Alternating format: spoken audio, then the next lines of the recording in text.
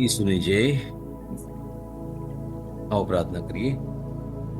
પિતા પરમેશ્વર, મેં તમારો આભાર માની છે, તમારી સ્તુતિ કરીશ આ સુંદર સવાર માટે પ્રભુજી। તમે અમને સુંદર સ્વાસ્થ્ય આપ્યું છે પ્રભુજી, આ સુંદર જીવન આપી તમે અમને ધન્ય કર્યા છે। આજે અમે તમારી ચરણે આવ્યા છીએ પ્રભુજી, અને તમને પ્રાર્થના અને આરાધના કરીએ છીએ। ત્યારે અમે અમારા કુટુંબ, અમારા સર્વ સગાવાલા, અમારા મિત્રો, અડોશી પડોશી સર્વ લોકોને અત્યારે યાદ કરીએ છીએ પ્રભુજી। અને જેના જીવનમાં પ્રાર્થનાની જરૂર છે સર્વ માટે અમે પ્રભુજી તમારી આગળ આજીજી કરીએ છીએ આજના દિવસ માટે। આ સમયને તમે પાવન કરો પ્રભુજી, અમારા મન, અમારા શરીર અને આત્માને પ્રભુજી તમે બળવાન કરો અને અમને તૈયાર કરો પ્રભુજી। જેથી અમે અમારી જે કંઈ પ્રાર્થના અમારે કરવાની છે પુત્ર આત્મા દ્વારા એ સુયોગ્ય રીતે કરી શકીએ અને આ સમય અમે તમારા સાનિધ્યમાં વિતાવી શકીએ। પ્રાર્થના અમારા પ્રભુ ઈસુ ખ્રિસ્ત દ્વારા કરીએ છીએ, આમીન। Praise the Lord. Praise the Lord. आज हम लोग जब साझेपनों की प्रार्थना के लिए बैठे हैं, चंगाई की प्रार्थना के लिए हम यहाँ इकट्ठा हुए हैं, तो हमें चंगाई कहाँ से मिलती है? हमें चंगाई मिलती है यीशु मसीह के क्रॉस से चंगाई मिलती है। तो एक ये प्रश्न आता है कि क्या क्रूस हमें चंगाई प्राप्त कर देती है? जवाब है हाँ, क्योंकि ईसा मसीह जब क्रूस पे मरे तो बाइबल का वचन कहता है कि हमारी बीमारी लेके मरे। उसको हम थोड़ा अच्छे से आगे समझेंगे, पर यहाँ ये समझे कि जब इंसान बीमार होता है, जब इंसान को कोई डिजीज होती है, कोई सिकनेस आती है, कोई रोग होता है, तो एक प्रश्न उठता है, क्या हमें दवाई लेनी चाहिए या हमें सिर्फ प्रार्थना करके ठीक हो जाएंगे? क्या हमें डॉक्टर के पास जाना चाहिए? जरूर डॉक्टर के पास जाना चाहिए, क्योंकि सिराक में का लिखा गया है, सिराक 38:12 में, कि वैद्य को प्रभु ने बनाया है और प्रभु ने आशीषित किया है। तो इसका मतलब है कि प्रभु ने बीमारी के लिए एक आशीर्वाद दिया है, वैद्य को इतनी बुद्धि दी है, डॉक्टर्स को इतनी बुद्धि दी, उनको इतनी आशीषित किया है उनके हाथों को कि वो दवाइयाँ देते हैं, वो चंगाई को, वो रोग के बारे में समझते हैं और वो आगे किस तरह से उसकी व्यवस्था करनी है, किस तरह से उसका पूरा प्लान करना है, वो एक डॉक्टर करता है। तो श्योरली डॉक्टर्स आर ब्लेस्ड।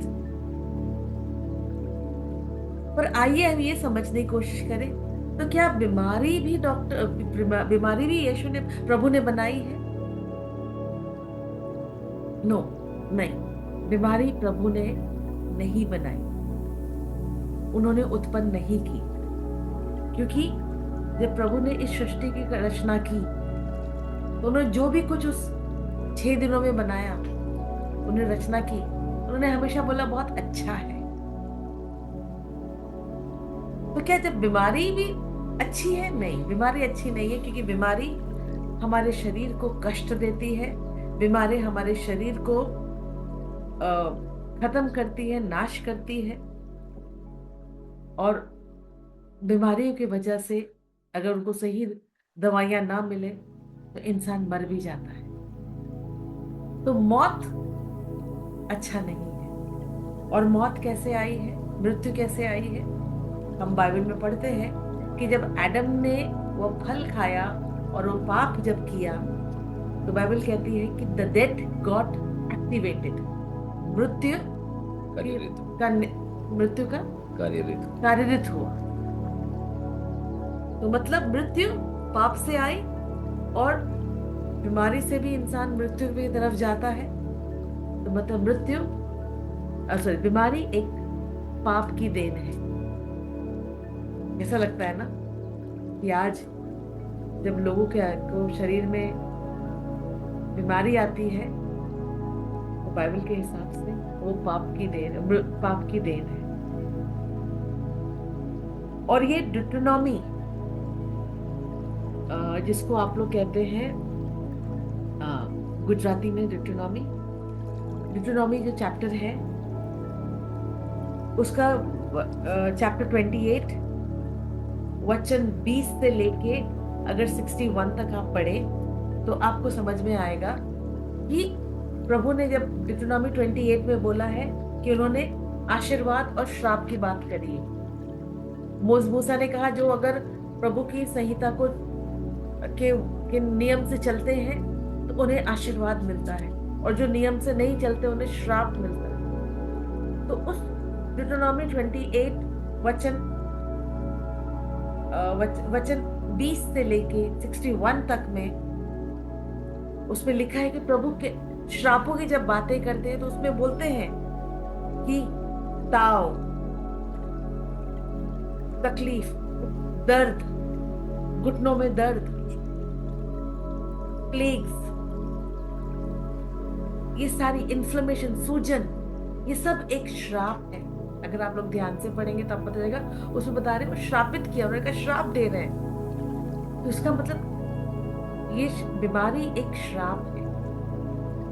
અનુસંહિતા 28 અને 20 તમે પ્રભુનો ત્યાગ કરીને પાપ આચરશો તો તમે હાથ ધરેલા બધા કામોમાં પ્રભુ તમારા ઉપર આફત, અંધાધુંધી અને બદદુઆ ઉતારશે અને અંતે તમે થોડી જ વારમાં નાશ પામશો.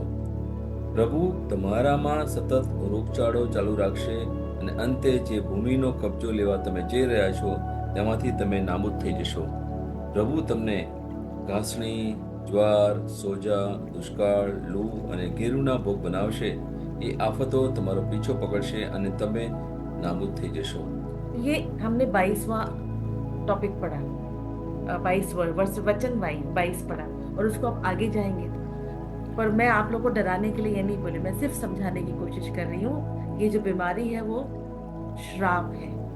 और प्रभु ईसा मसीह ने गलती के अध्याय 3 वचन 13 के हिसाब से, गैलेशियंस 3:13 के हिसाब से यीशु मसीह हमारे लिए श्राप बने।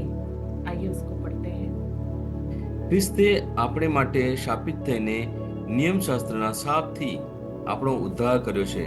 કારણ શાસ્ત્રમાં લખેલું છે, જે કોઈ વૃક્ષ પર ટંગાયેલો છે તે ઈશ્વરના શાપ નીચે છે. तो जब यीशु मसीह श्राप बने हमारे लिए और आपके लिए, मतलब उस श्राप में बीमारी भी आ गई और यीशु मसीह ने सारी बीमारियां अपने शरीर पे ली, ये पूरी श्रापित हो चुके थे। और जब वो जी उठे तो हमें सब कुछ चंगाई प्राप्त दे दी। पीटर 1 पीटर 2:24 यही कहता है। 1 पीटर 2:24 हम बार बार उसको पढ़ते हैं, राइट? ખ્રિસ્તે ક્રૂસ પર પોતાના શરીરમાં આપણા પાપ માથે લીધા, જેથી આપણે પાપ વિશે મરણ પામીએ અને ઈશ્વરની દ્રષ્ટિએ સદાચારી જીવન ગાળીએ. તેમને પડેલા ઘા દ્વારા તમે સાજા કરવામાં આવ્યા છે. ओके, तो ये समझ में आ रहा है कि फर्स्ट ऑफ ऑल बीमारी एक प्रभु ने नहीं दी है, प्रभु ने बनाई नहीं है बीमारी। जब उन्होंने सृष्टिकर्ता की रचना करी तो उन्होंने बीमारी की रचना नहीं करी। बीमारी एक श्राप है जो पाप से आती है, और पाप के हिसाब से मृत्यु कार्यरत हुआ, और इस हिसाब से बीमारी आई। और हम आगे चलते हैं कि समझे कि यीशु मसीह हमारे लिए श्रापित हुए, हमारे लिए श्रापित बने, तो उन्होंने सारे श्राप अपने शरीर पे ले लिए और वो हमें उससे चंगाई प्राप्त करी। आइए रोमन का अध्याय 5 वचन 12 पढ़ते हैं। એક માણસ દ્વારા આ દુનિયામાં પાપ આવ્યું અને પાપ દ્વારા મરણ આવ્યું. વળી સઘળા માણસોએ પાપ કર્યું, તેથી સમગ્ર માનવજાતમાં મરણ પ્રસરી ગયું. ओके, तो यहाँ हम समझ रहे हैं कि जो पाप है उसने मृत्यु को कार्यरत किया। अब अगर हम ध्यान से समझे तो जो मृत्यु है, जो डेथ है, वो अपने आप में ही एक राज्य, एक साम्राज्य है। और इस मृत्यु में क्या क्या आ जाती है? रोग आ जाता है। वो मृत्यु जो है हमारे शरीर को नाश कर देती है, हमारे शरीर को सड़ा देती है, हमारे शरीर में वो कमजोरी ला देती है। तो ये मृत्यु जो कभी प्रभु नहीं चाहते थे, वो कार्यरत हो गई पाप के द्वारा, जो एडम ने पाप किया उसके द्वारा। और उसी मृत्यु को यीशु मसीह ने अपने शरीर पे लेके वो उन्होंने क्रॉस पे मरे, और उस मरने के तीसरे दिन जब जी उठे तो हमें उन्होंने सारी चंगाई, सारा आशीर्वाद दे दिया। तो ये जो आज जब हम यहाँ बैठ के हम आपसे बात कर रहे हैं और हम आप कह रहे हैं कि आज हम हीलिंग साजोपणों का प्रार्थना करेंगे, तो सबसे पहले ये समझ ले कि जो शरीर में जो बीमारी आती है ये हमारे फिजिकल शरीर में आती है, हमें हमारे शरीर मतलब फिजिकल है, शारीरिक है। पर इसको अगर हम ध्यान से समझे तो ये हमारे ये जो बीमारी है वो एक फल है। इसका फल है वो एक प्रलोभन का जो पेड़ हमारे हृदय में उग रहा है, उसका फल है। अब हम ये समझने की कोशिश करें, जो फल है वो एक पेड़ पे उगता है, बराबर। पर वो जो पेड़ पे जो डालियां हैं, जब उसमें फल आते हैं तो वो जो डाली है वो फल को उत्पन्न नहीं करती है। वो डाली जो पेड़ से जुड़ी हुई है, और जो पेड़ वो एक मूड़ से जो जुड़ा हुआ है, जिससे वो सारा ताकत लेता है पेड़, और वो अपनी डालियों को ताकत देता है, और इस हिसाब से डाली के ऊपर फल आते हैं। सही है ना? तो ये पेड़ कहाँ से उगता है? ये पेड़ उगता है उस बीज से। तो ये हम समझने की कोशिश करें, अगर बीमारी एक फल है तो उसका बीज क्या है? तो अगर उस बीज को ही हम निकाल दें तो हम बीमारी से निजात पा लेंगे, बीमारी से छुटकारा पा जाएंगे। तो वो सीड क्या है उसकी हम समझने की कोशिश करते हैं। फ्रेंड्स, हमारा जो शरीर है, बहुत बार आपको समझाया है कि हम 3 तत्वों से बने हैं।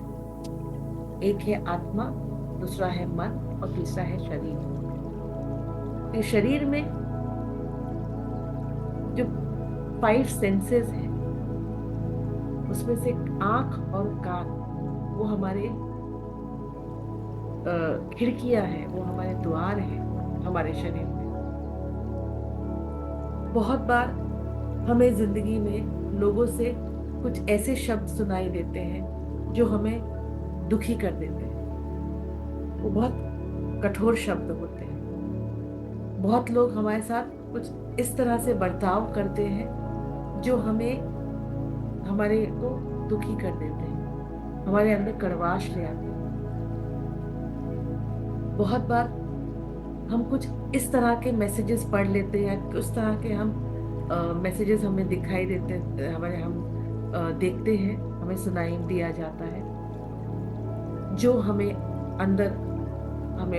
अंदर तक डीप डाउन हमें इतना दुखी कर देते हैं कि वो हम सहन नहीं कर पाते। ये सारे जो शब्द हैं वो एक बीज के समान है जो हमारे हृदय में उगते हैं, ओके, और जो हमारे हृदय में चले जाते हैं, उगते हैं, उससे कड़वाहट जो बीज है उससे एक प्रलोभन का पेड़ उगता है।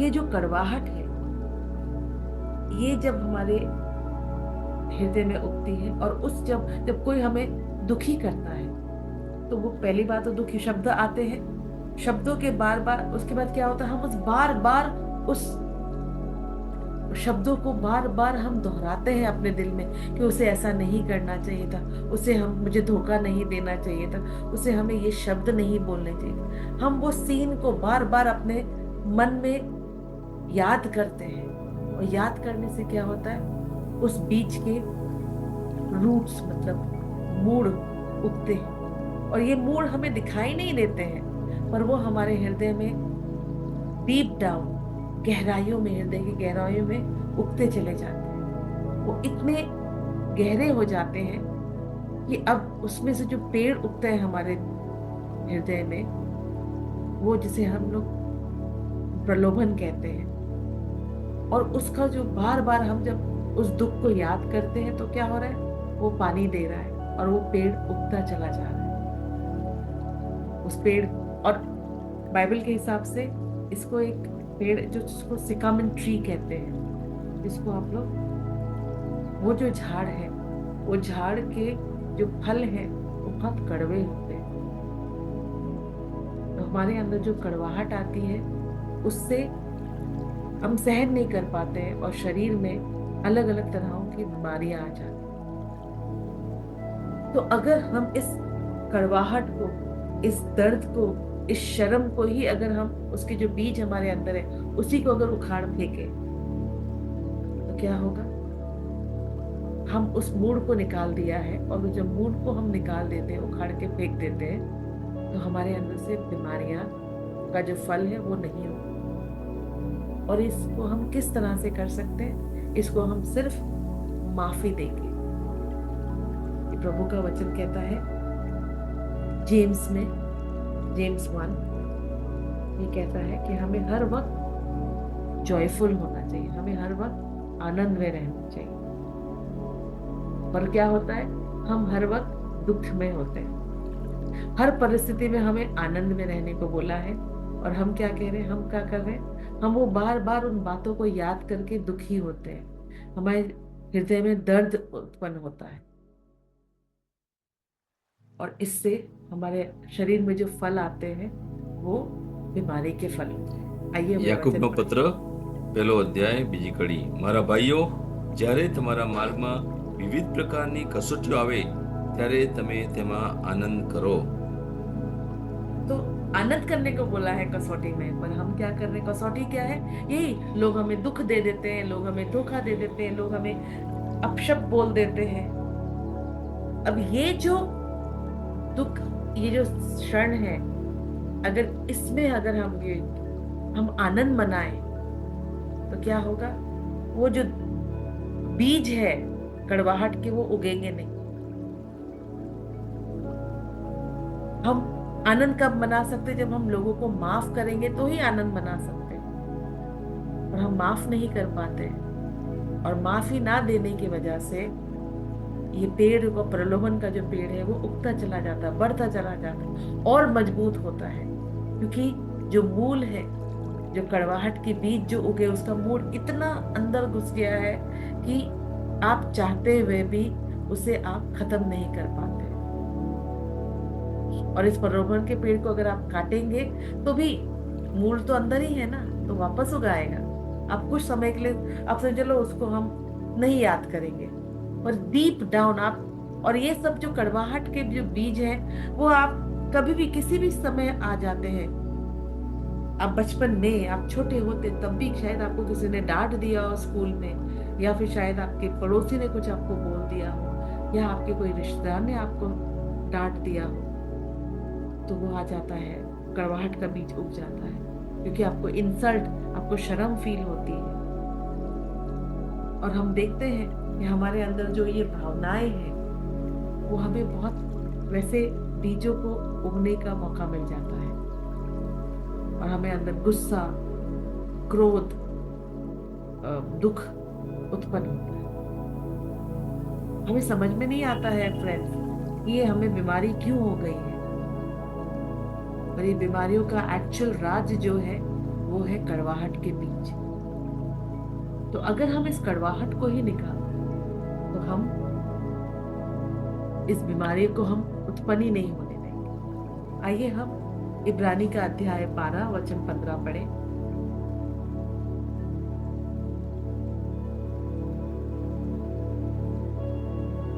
કદાચ કોઈ ઈશ્વરની કૃપાથી વિમુખ થાય માટે સાવધ રહો। કડવો છોડ ઉગીને પોતાના ઝેર દ્વારા બીજાઓને નુકસાન પહોંચાડે છે। તમારામાંનો કોઈ તેના જેવો ન થાય માટે સાવધ રહો। क्या कह रहे हैं? सावध रहो, कड़वाहट के बीज उगने मत दो। आइए इसी को और समझते हैं। अफीसी के अध्याय 4 वचन 31। मैं ये वचन इसलिए ले रही हूँ फ्रेंड्स, ताकि आप समझ पाए। बिकॉज हम लोग को जब नई नई बीमारियां होती है ना, जब लोगों को सुनते तो हम समझते हैं कि शायद ये उम्र के हिसाब से हो रहा है। बहुत बार बोलते हैं ना, अरे घुटनों में दर्द हो गया, आर्थराइटिस हो गया, अरे ये उम्र है इसलिए ये तकलीफें हो रही है। आजकल हम देख रहे हैं कि जब उम्र बढ़ती है तो लोगों को पार्किंसन, लोगों को एल्जाइमर हो रहा है, और लोग आजकल इसको नॉर्मल समझ रहे हैं। आजकल आप देखें लोगों को कैंसर हो रही है। फ्रेंड्स, ये एक्चुअली ये बीमारियां ऐसे ही नहीं आ गई हैं। ये हमारे अंदर जो कड़वाहट के बीज जो सालों से अंदर जमा है ना, उस हिसाब से ये बीमारियां आ रही हैं। आइए पढ़े एफएसी के अध्याय 4 वचन 31। તમારામાંથી સર્વ પ્રકારની કડવાશ, ઉશ્કેરાટ અને ગુસ્સો કાઢી નાખો. ઝઘડો કે નિંદા કરો નહીં. સર્વ પ્રકારની ભૂંડાઈ કાઢી નાખો. आप समझ रहे हैं? वचन कह रहा है कि सेंट पॉल के पत्र में लिखा है। फिर से पढ़े। તમારામાંથી સર્વ પ્રકારની કડવાશ, ઉશ્કેરાટ અને ગુસ્સો કાઢી નાખો. ઝઘડો કે નિંદા કરો નહીં. સર્વ પ્રકારની ભૂંડાઈ કાઢી નાખો. 32. એના કરતા એકબીજા પ્રત્યે માયાળુ અને કોમળ હૃદયના થાઓ, અને જેમ ઈશ્વરે તમને ખ્રિસ્તને લીધે માફી આપી, તેમ તમે એકબીજાને ક્ષમા આપો. दवाई क्या है? प्रेम करो, लोगों को माफी दे दो, ये दवा है। और कड़वाहट के बीज को उखाड़ दो। कड़वाहट के साथ साथ क्रोध आता है, कड़वाहट के साथ साथ एक तरह का दुख आ जाता है, और ये हमें बीमार करता है। માર્ક 11:25. વળી જ્યારે તમે પ્રાર્થના કરતા હો ત્યારે તમારે કોઈની વિરુદ્ધ કંઈ હોય તો તેને માફ કરો, જેથી તમારા આકાશમાંના પિતા પણ તમારા અપરાધ ક્ષમા કરે. જો તમે બીજાઓને માફ નહીં કરો તો તમારા આકાશમાંના પિતા પણ તમારા અપરાધ માફ नहीं કરે. बहुत जरूरी है फ्रेंड्स ये समझना। जब हम डॉक्टर के पास जाते हैं, डॉक्टर लोग दवाइयाँ तो देते हैं, रिपोर्ट्स आती हैं, और हम लोग फिर भागते हैं कि हमें साझा बंट की प्रार्थनाओं में हम भागते हैं, जो भी रिट्रीट्स हो रही वहां जाते हैं कि हमारे ऊपर प्रार्थना कर दे और हम ठीक हो जाए। यस, हम ठीक तो हो जाते हैं, पर फिर नई बीमारी हो जाती है, फिर कुछ नया आ जाता है। आजकल हम देखते हैं लोगों को डायबिटीज, बीपी, टीबी, ये सारी बीमारियां तो बहुत नॉर्मल हो गई है। अरे उम्र हो गई है तो हो रही है। 80% ऑफ लोग, 60 से 80% जो लोग हैं वो लोग बीपी की दवाइयां खा रहे हैं, डायबिटीज के, शुगर की टैबलेट्स खा रहे हैं। अब ये मैं नहीं कह रही कि दवाइयां छोड़ दीजिए, नहीं, दवाइयां छोड़नी नहीं है, पर दवाइयां अपने आप बंद हो जाएंगी जब वो बीमारी ही नहीं रहेगी। कब नहीं रहेगी? जब हम वो कड़वाहट के बीज को निकाल देंगे। अब उसी लिए लूक का अध्याय 17 में यीशु मसीह ने क्या कहा, इसको पढ़ के फिर हम लोग प्रार्थना शुरू करते हैं। लूक का अध्याय 17 वचन 6।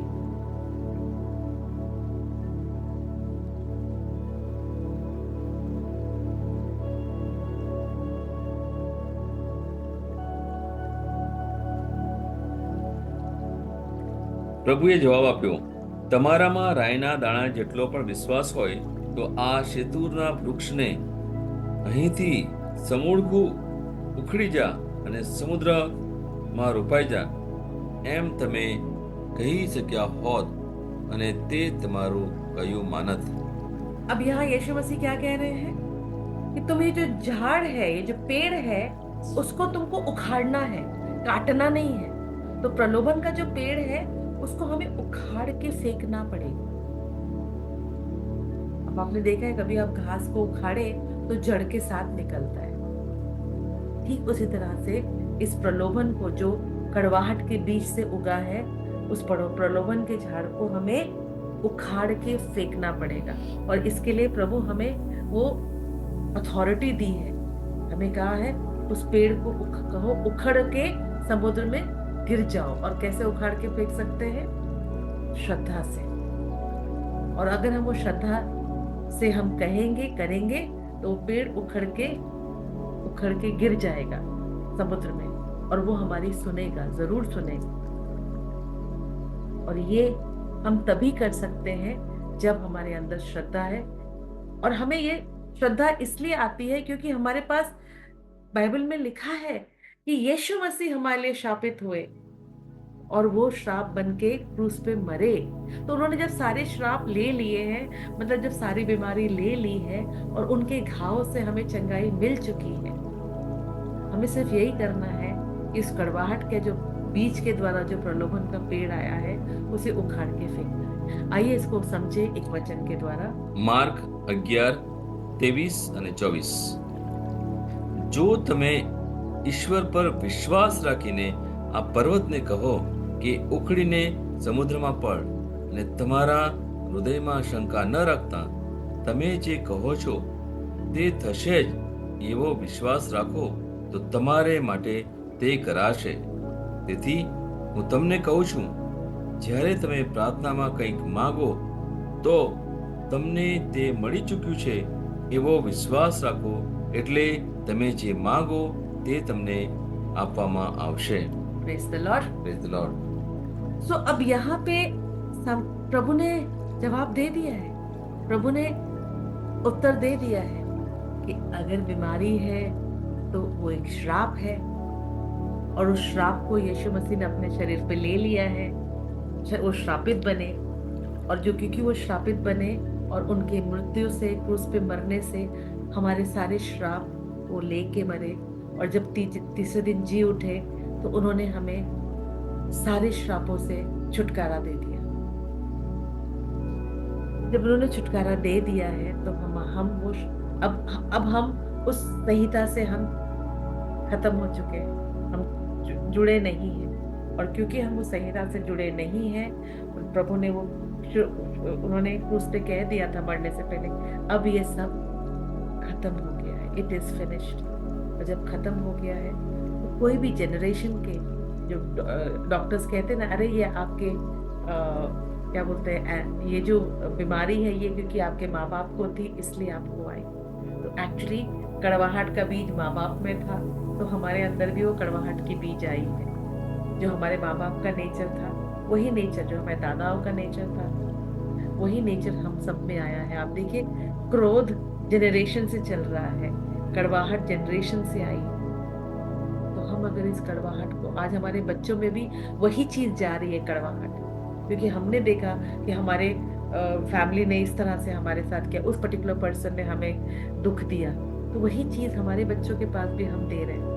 तो क्या कर रहे हैं, हम कड़वाहट के बीज को जनरेशन से एक दूसरे के को दे रहे हैं। और जब हम वो दे रहे हैं तो क्या हो रहा है, बीमारी भी जा रही है एक से एक, दूसरे से तीसरे। तो आज हमें ये मौका है कि हम इस प्रलोभन के पेड़ को उखाड़े, फेंके इस प्रार्थना से। और देखिए, आप तुरंत टाइम लगेगा, क्योंकि आपको उस वचन जब पेड़ को उखाड़ के फेंकते हैं वो खाली जगह में, जहाँ जगह वहां पे आपको प्यार प्रभु का भरना है, प्रेम करना है, आनंद करना है। और जब ये पवित्र आत्मा के फल जब पवित्र आत्मा के जो फल हमको मिलते हैं, तो फल कैसे आते हैं, जब हम ईसा मसीह से जुड़ते हैं। क्योंकि ईसा मसीह ने कहा है, मैं वो वेला, आई एम द वाइन और यू आर द ब्रांचेस। मैं द्राक्ष का वेला हूँ और तुम मेरे डालियां हो, जो यूहान 15 में प्रभु ने कहा है।